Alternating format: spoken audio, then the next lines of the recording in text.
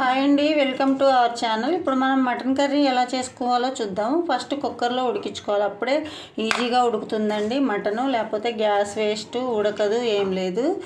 Wash చేసుకొని పెట్టుకున్న mutton అయితే వేసుకోవాలి. ఒక ఆనియను, పచ్చిమిర్చి, ఒకటి టమాటా కూడా వేసుకుందాం.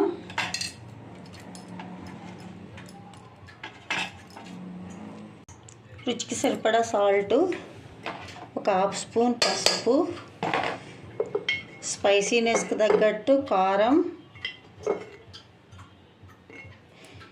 కొంచెం అల్లం వెల్లుల్లి కొబ్బరి పేస్ట్ అండి, నేను ఇంట్లోనే ప్రిపేర్ చేశాను. కొంచెం ఆయిల్ వేసుకోవాలి, కొంచెం కర్డ్ వేసేసుకొని కొంచెం వాటర్ కూడా పోసుకొని మిక్స్ చేసుకొని క్యాప్ పెట్టుకొని ఒక 5 విజిల్స్ వచ్చిందాకా ఉడికించుకోవాలండి. ఇప్పుడు క్యాప్ పెట్టేసుకొని స్టవ్ ఆన్ చేసి స్టవ్ మీద పెట్టుకొని ఉడికించుకుందాం. ఇలా కుక్కర్లో ఉడికించుకోవాలి. 5 విజిల్స్ వచ్చాక ఇంకా కొంచెం ప్రాసెస్ ఉంటుంది, అది కూడా చూద్దాం. బాండి పెట్టుకొని ఆయిల్ వేసుకుందాం.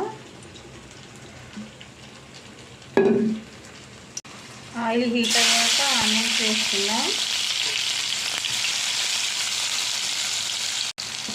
కరివేపాకు కూడా వేసేసుకుందాం. దీంట్లోనే ఆనియన్స్ ఈ కలర్ వచ్చాక టమాటా మళ్ళీ ఒకటి వేసుకుందాం. దాంట్లో ఒకటి వేసాం కదా, మళ్ళీ ఇప్పుడు తాలింపులో కూడా ఒకటి వేసుకుందాం.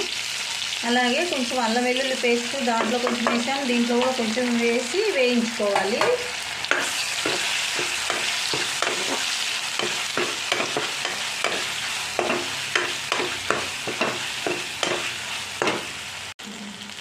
ఇలా వేగాక మనం కుక్కర్లో ఉడికించి పెట్టుకున్న మటన్ దీంట్లో వేసేసుకోవాలి.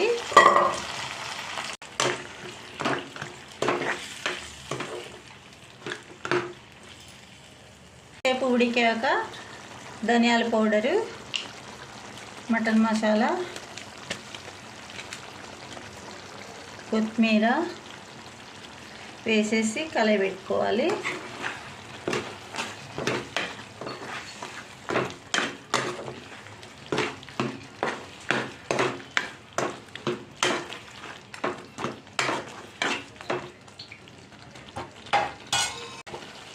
ఇలా ఉడికాక మనం కుక్కరు ప్లస్ మిక్సీ గిన్నె అన్నీ నేనైతే కడిగేసి వాటర్ స్టోర్ చేసుకొని దీంట్లో పోసేసుకుంటున్నాను. ఇంకా కొంచెంసేపు ఉడకనిస్తే సరిపోతుంది, ఎందుకంటే మనం ఆల్రెడీ కుక్కర్లో ఉడికించుకున్నాం కానీ కదా, అందుకని ఎంతోసేపు